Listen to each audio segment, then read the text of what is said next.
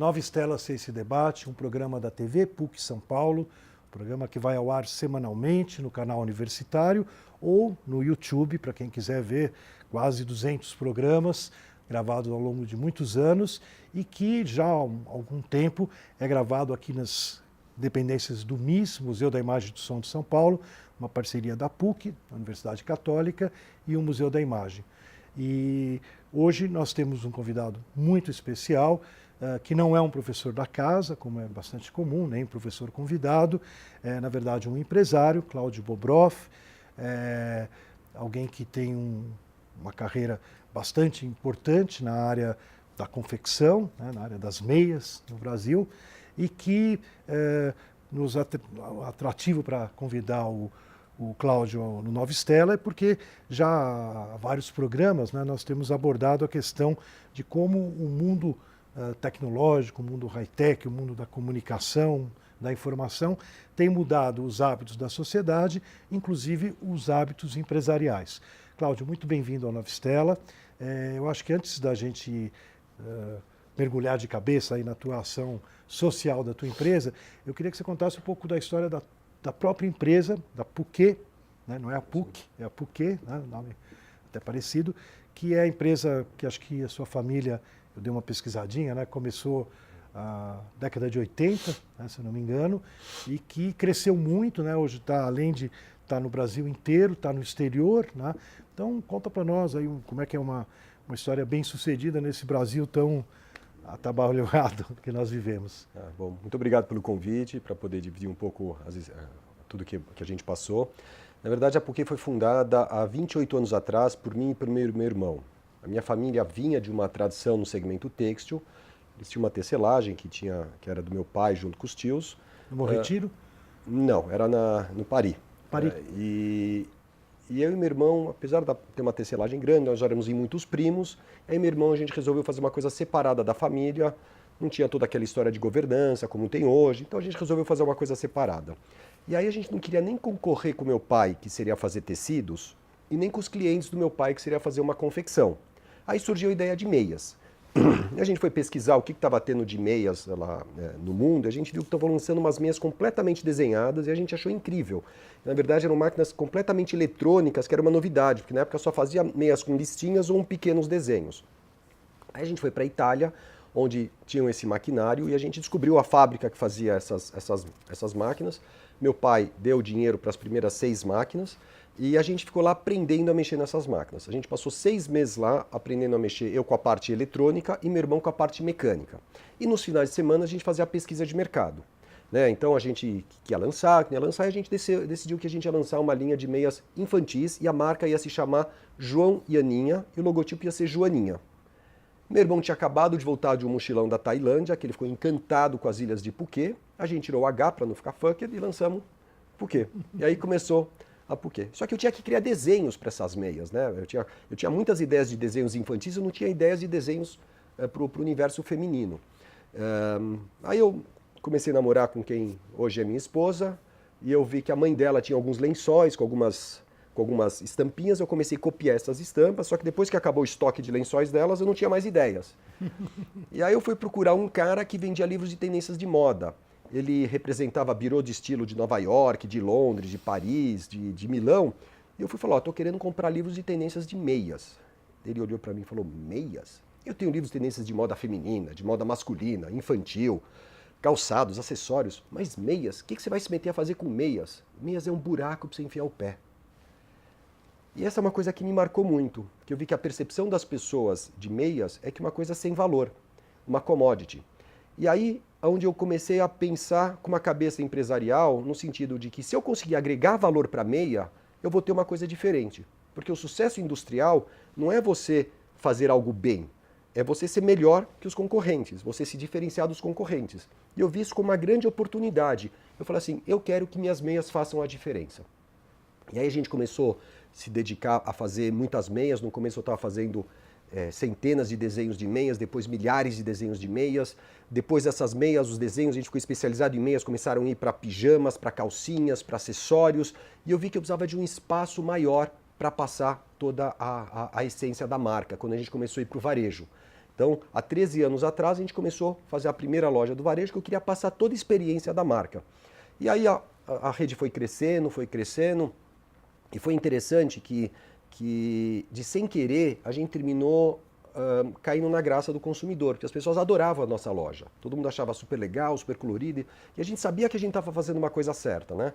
E aí as pessoas vinham e perguntavam, Cláudio, qual que é o segredo da tua marca? Por que eu gosto? Por que eu gosto tanto da tua marca? E aí a gente, aquela coisa, qual que é o racional que está por trás disso? O que está por trás da cabeça do consumidor? E uma vez a gente estava numa aula numa faculdade, né? Estava tendo uma palestra de branding, e estava lá a diretora da Interbrands, e ela veio falar de uma experiência que ela teve no final de semana. Ela falou assim, olha, eu estava num shopping center com a minha filha, e minha filha tem 5 anos, né? E ela adora ir em loja de brinquedo. Ela pode passar horas e horas vendo os brinquedos. E para mim, assim, eu fico feliz porque ela está feliz. Mas não é uma coisa que eu gosto de ficar numa loja de brinquedo. Eu prefiro ver lojas de moda, de design, de cosméticos. E a gente fica negociando, um pouco para ela, um pouco para mim. Até que um estava andando no shopping, a gente viu uma loja super colorida, que tinha uma meinha que combinava com a calcinha, combinava com o pijama. E a gente entrou e a gente ficou encantada com os produtos, a gente comprou um montão de produtos e a gente passou o final de semana vestidas iguais. E aí eu percebi que eu me conectei com a minha filha. Quer dizer, através dos produtos da Puket, foi uma maneira que eu me conectei com esse lado da minha filha. E aí eu comecei a refletir um pouco mais nisso, né? Quer dizer, o que estava por trás disso? Assim, a infância é a melhor idade de uma pessoa, né? Que é onde você acredita que teus pais vão te proteger de tudo, que tua vida está segura, o teu quarto é teu mundo, na hora que você está dentro do teu quarto nada te acontece. E é uma época muito legal na vida das pessoas. Só que ela vai crescendo, ela chega na puberdade, que é o momento antes de ser adulto. E para ser adulto, a pessoa tem que abrir mão de ser criança. Quando ela é adulto, ela não vai... Quando ela é criança, ela gosta do pink, do vermelho, ela gosta de chocolate, ela gosta de milkshake. Quando é adulto, você gosta de se vestir de preto, de tomar vinho, né? Que uma criança acha azedo. E tem essa fase da puberdade. Aí você atravessa essa fase, você vira adulto, você larga todo o seu ser criança e você vai para a faculdade, começa a namorar, começa a trabalhar, casa, aí você tem filhos, você vai jantar, você vai tomar um vinho tinto, você vai comer comidas que uma criança às vezes não gosta tanto. Aí você casa, nasce uma criança e de repente te volta para tua casa todo o teu ser infantil. Então, na verdade, a Puket terminou sendo é um lado da criança que existe dentro de você, que não necessariamente é tua filha, pode ser simplesmente você mesmo. Então, a gente termina trazendo para o consumidor essa criança que tem dentro de cada adulto. E isso é uma coisa que me fascina sempre pensar em como você pode fazer as coisas diferente e como fazer de um limão uma limonada, quer dizer, de uma coisa que era um buraco para enfiar o pé, conseguir criar uma coisa que é tão importante para as pessoas, que é a conexão da criança que tem dentro de você com você mesmo, né? Então, eu acho que a gente tem que estar sempre buscando, pensando em se superar e agregar valor no que você faz.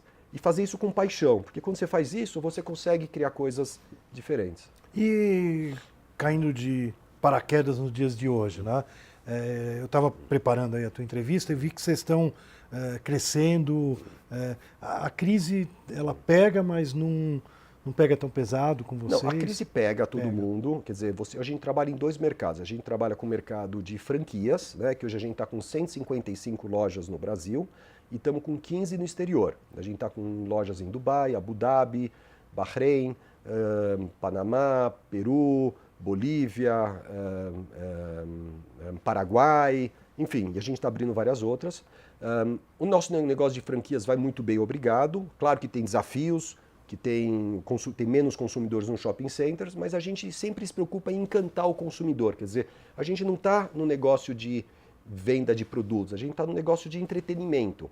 Quando o consumidor vem na nossa loja, ele tem uma experiência, ele tem todo o impacto de promoções, de brindes, de brincadeiras, quer dizer, é um pouco de lazer. Então a gente transformou a experiência que o consumidor tem na nossa loja mais ou menos com lazer. E aí você consegue se diferenciar e vamos dizer assim, se manter de uma maneira saudável no mercado. E aproveitando esse gancho teu de fazer alguma coisa diferente, né? Eu te conheci justamente num evento das Meias do Bem, né? esposa do cônsul da França, Alessandra Luhat, que já esteve aqui no Nova Stella, e ela justamente falou dessa mudança que está acontecendo no mundo empresarial, que não é, como você falou, não é apenas o lucro e a venda, mas também alguma coisa que agrega um valor muito importante, acho que vai se tornando cada vez mais com as novas gerações, que é uma ação social, um trabalho social. Então, como é que as tuas meias, além de serem diferenciadas, também são do bem? Na verdade é o seguinte, a gente, no processo produtivo de meias, sobram fiapos, sobram fios, e às vezes você tem meias rasgadas que não dão para ser utilizadas, que tem uma falha na produção, você tem que jogar fora a meia, né? E todo esse detrito industrial, todo esse resíduo têxtil, a gente sempre deu para empresas que transformam isso em cobertores. São empresas que terminam transformando esses fiapos industriais em estopa, prensando para virar esses cobertores de rua, esses cinzas todos mesclados. E aí a gente tinha um dia que eu estava vendo que estava tendo uma campanha de agasalho, né? E tem, não uma, porque tem muitas campanhas do agasalho. E o que é a campanha do agasalho? Você dá uma roupa que você não usa mais. Mas o que é uma roupa que você não usa mais? Normalmente você já está enjoado da roupa, né? Ou teve um pequeno risquinho aqui, então você já não quer usar, ou um rasguinho, então você termina jogando fora. Mas normalmente são peças muito boas, porque a tua roupa não sofre um desgaste muito grande. Eu estou sentado nessa cadeira, eu tenho a minha calça de jeans sentado entre o meu corpo e uma almofada. Quer dizer, ela não sofre muito atrito. A minha camisa está encostada numa cadeira contra o peso do meu corpo. Não tem muito atrito. Então a roupa você não estraga. Você mais se enjoa da tua roupa e você dá para alguém para ter um motivo para comprar outra.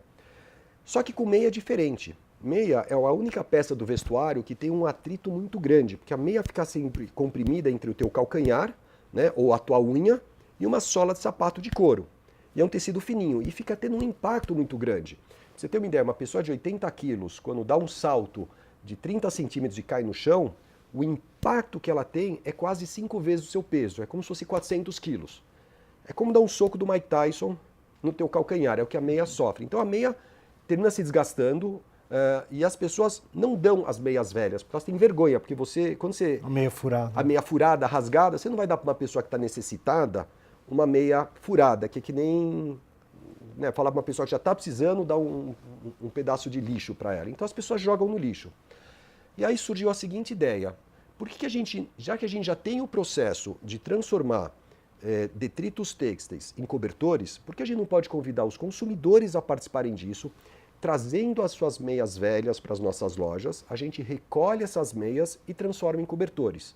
E dá para quem precisa. Então, é um projeto tanto de sustentabilidade, porque a gente está transformando algo que ia ser para o lixo, que ia para alguma sucata, a gente dá um segundo uso nisso, né, que a gente transforma num cobertor, e um projeto de responsabilidade social, porque a gente pega esse cobertor e dá para quem precisa junto com um par de meia.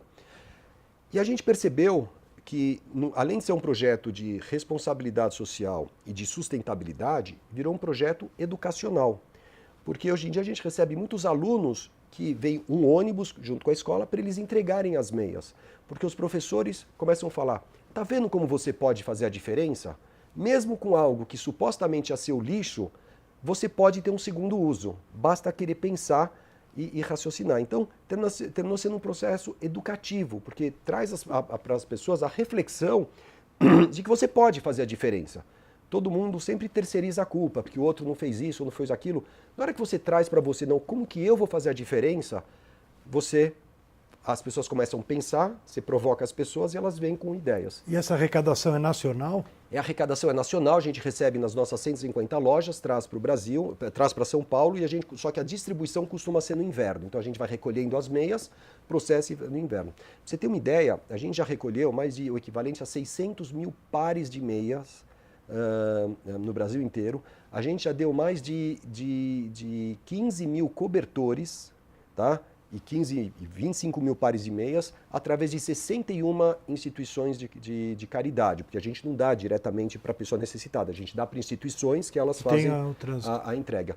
Então eu acho que é uma coisa muito legal, que assim, olha, de novo, um buraco para fazer o pé pode virar uma loja super incrível, de repente uma meia velha pode ter um segundo uso. Eu acho que isso que a gente sempre tem que estar pensando, como se reinventar e fazer alguma coisa diferente. E eu queria aproveitar, já que a gente está falando de projeto social, agora não é um projeto da PUC, mas é do Cláudio, que é da PUC, né? Então acho que tudo está interrelacionado. Eu acompanhei agora aqui nas Olimpíadas do Brasil um projeto muito importante, né? Eu sou pacifista, nasci pacifista, então sonho com a paz, né? Além da gente falar em hebraico shalom, shalom, é uma coisa que eu tenho muito interiorizado, né? E eu vi um projeto muito lindo lá, que é o Gol da Paz, Gol da Igualdade, um projeto que veio lá de Israel, e você, pelo que eu entendi, estava apoiando o projeto aqui no Brasil, e eu acho que é um projeto que pode fazer a diferença. Eu também dei uma pesquisada, já vi que envolve milhares de crianças, né, buscando uma mentalidade mais de amigos, né, através do futebol. Então, já falamos das meias, agora vamos para o futebol. Na verdade, esse projeto não é meu, foi um projeto que eu apoiei, esse é um projeto da CBF, né, que a CBF ela teve conhecimento de uma ONG em Israel, que trabalha com 2.300 crianças da periferia, que tenta levar o futebol como uma alternativa para a não marginalização. Então, em vez da criança acabou a escola, em vez de começar a fazer bobagem na rua, eles têm uma ONG que leva o futebol para elas trabalharem com time, educar, quer dizer, para dar uma alternativa melhor do que cair na marginalidade. E eles trabalham com 150 escolas, eles trabalham com escolas judias, árabes, muçulmanas, drusas, beduínos, religiosos, não religiosos, quer dizer, com todo tipo de escola, e eles fazem um campeonato. Eles fazem um campeonato de futebol, onde fica um time jogando contra o outro, com toda aquela coisa que o esporte faz tão bem, que é unir as pessoas de uma maneira disciplinada. E teve uma reportagem do Fantástico que filmou exatamente, justamente numa época que estava tendo em Jerusalém crianças esfaqueando muçulmanos, esfaqueando judeus, onde estava um tremendo clima. Essa ONG que estava fazendo um jogo de futebol em Jerusalém com 2 times, um de crianças judias e uma de crianças muçulmanas, uma contra a outra, e na maior relação boa, etc., mostrando que se a gente mostrar para as crianças que pode ter a paz e educar elas para a paz, esse é o caminho talvez que a gente chegue na tão sonhada paz. E estava tendo um movimento muito grande antes das Olimpíadas com aquele medo de atentados, que o ISIS ia fazer um atentado no Brasil, só se falava do atentado, que ia ter, etc. E aí a CBF falou assim, puxa, acho que a gente tem que dar uma mensagem para o mundo, uma mensagem brasileira de paz, de integração entre os povos.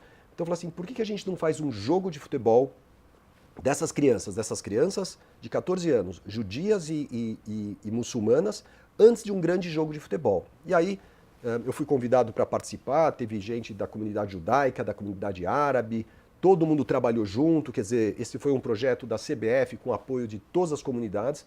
E a ideia foi fazer o seguinte, ter um primeiro jogo onde ia estar um time de judeus israelenses contra palestinos, contra muçulmanos de Jerusalém, um contra o outro, e um segundo jogo, um estava de amarelo e outro de laranja, e um segundo jogo que eles iam tirar essa camisa, colocar uma camiseta branca e jogar contra um time do Brasil, vestido de verde e amarelo. E o time do Brasil ia ser feito de crianças do Sírio-Libanês, do Monte Líbano, da Hebraica e do Maccabi, mostrando que a gente pode, por mais que nós tenhamos diferenças de credos e religiões, a gente pode conviver bem. E é uma mensagem para o mundo, uma mensagem que se a gente educar nossos filhos a respeitar o outro e a conviver, apesar de ter diferença, a gente pode estar de lados opostos de uma maneira civilizada e a gente também pode estar junto. Foi um grande sucesso, teve uma mídia gigantesca, né? Saiu em mais de 70 matérias aqui no Brasil, no mundo, nas Arábias, quer dizer, saiu em todo lugar essa matéria, teve uma repercussão gigantesca, e a gente levou as crianças para ver as Olimpíadas também, e elas, no final da viagem, estavam lá os palestinos ensinando música em árabe para os israelenses ensinando música em hebraico para os muçulmanos, e foi uma coisa super bacana. E a ideia, quer dizer, é justamente isso, acho que a gente precisa se posicionar passando uma mensagem daquilo que a gente acredita. E fazer algo. Não adianta só ficar falando o que o outro tem que fazer. Porque o governo tem que fazer isso, porque os governos têm que fazer. Cabe a gente fazer alguma coisa. Se você trouxer para si a responsabilidade de tentar fazer a diferença através de alguma atitude, seja com uma meia que passe alegria para o consumidor, seja de uma meia que transforme num cobertor, ou de um jogo de futebol que mostre para o mundo que um outro caminho, a gente vai estar fazendo a diferença. Eu acho que cabe sempre a gente estar querendo ser o protagonista da mudança. Porque muita gente só fica falando o que os outros têm que fazer. Eu acho que a gente tem que fazer a responsabilidade. Essa ONG, ela segue ativa? Ela segue ativa, inclusive teve desdobramentos. Essa história terminou chegando aos ouvidos do Papa, e aí o Papa me convidou para ir para o Vaticano, né, onde eu fui falar sobre isso. Eu levei uma camiseta com as crianças, com a assinatura de 11 crianças judias e 11 muçulmanas, e eu fui falar: Papa, por que a gente não faz agora um jogo em Roma de crianças judias, muçulmanas e católicas, para mostrar para o mundo que a gente precisa ensinar o convívio para os nossos filhos. E esse jogo já rolou? Não, estamos conversando agora, a ideia é o próximo passo. Aqui no Brasil teve o jogo, eu lembro que Teve o jogo, foi incrível, foi no Palmeiras, foi um jogo fantástico. Tinha que ser no Palmeiras, né? É. Era o ano do Palmeiras, viu? Não tem isso aí. A gente deu sorte pro Palmeiras. Acho que sim, né? E lá rolou o jogo, lá na rolou o jogo. Arena Allianz. Foi bárbaro, foi jogo, as crianças foi super emocionante, quer dizer, foi um joguinho de criança, quer dizer, o jogo em si não é não foi um grande espetáculo futebolístico, mas foi um espetáculo de paz. Cláudio, você agora fazendo assim uma pergunta bem geral assim, né? Você atua num meio que é o meio tanto do empresariado como da comunidade judaica, tudo. Como você vê assim, as pessoas estão se abrindo mais para esse tipo? Ontem até foi o dia do voluntariado, né? Daí eu vi na rede social uma certa discussão se faz sentido, não faz sentido. Claro que uma grande maioria hoje em dia não só faz sentido, mas está engajado em projetos voluntários, né? Você sente que tem essa mudança? Tem acontecido isso no Brasil? Eu acho que tem. Ou é uma ilusão? Não, eu acho que tem. Eu acho que na verdade as pessoas estão entendendo que o que a gente quer é ser feliz. No final das contas, a gente está aqui querendo ser feliz. A gente quer educar nossos filhos, crescer as crianças para ter a continuidade. E a felicidade não vem somente através do dinheiro. Não adianta só você acumular dinheiro. Dinheiro é importante para uma certa materialidade, que são as necessidades da tua vida, mas não adianta você ter dinheiro e conviver numa vizinhança que não está se dando bem.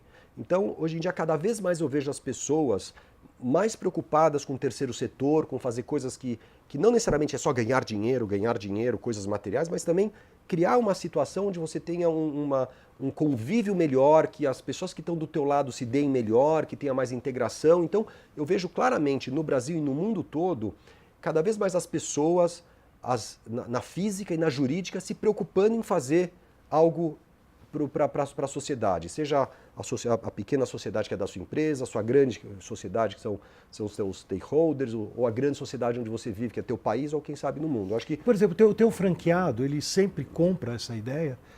Olha, toda boa ideia, você tem gente que compra a ideia. Então, eu acho que a partir do momento que você explica a razão, você explica... Quanto por cento é franqueado? Você falou que você tem mais de 100 lojas. 90%. Né? Não, 150 lojas, 140 são franquias. A gente tem poucas lojas, nosso objetivo é trabalhar com franqueados. E desses franqueados você não tem resistência? O pessoal Dessas compra ideias, a ideia? não. Normalmente são ideias bacanas que não tem por que ter resistência. Quer dizer, se tiver... A resistência pode ter porque uma pessoa não entendeu. Mas a partir do momento que ele entender, quer dizer, eles curtem isso também. Acho que eles também se sentem com um prazer de estar participando de alguma maneira. Eu não vi nenhum tipo de resistência de ninguém. Para falar a verdade, eu não vi nenhum tipo de resistência nesse projeto das Meias do Bem. Muito pelo contrário, só apoiando e crescendo. Cada vez mais está crescendo E isso. voltando ao projeto do Gol, né, que você falou que tem essa bonita iniciativa de eventualmente fazer com o Papa, né? Aliás, o Papa Francisco, quer dizer, ele é bem engajado, né? Ele, super, uma pessoa comparativo maravilhosa. aos outros papas, eu nunca vi um cara... Eu fiquei impressionado, tive a oportunidade de estar com ele, e é realmente uma pessoa muito especial, é uma pessoa iluminada, de uma simplicidade, assim, foi realmente muito Aqui legal. no Brasil, eu tenho a impressão, a Mona Dorf, que é uma jornalista amiga nossa, tudo, ela está sempre aqui no MIS também, né? Acho que outro dia ela até postou alguma coisa que a pessoa pode continuar Na verdade, o que está né? acontecendo, a Mona Dorf foi uma embaixadora desse projeto, ela e o Guilherme foram os grandes articuladores desse projeto, que correram para cima, para baixo, com toda a operação logística, então...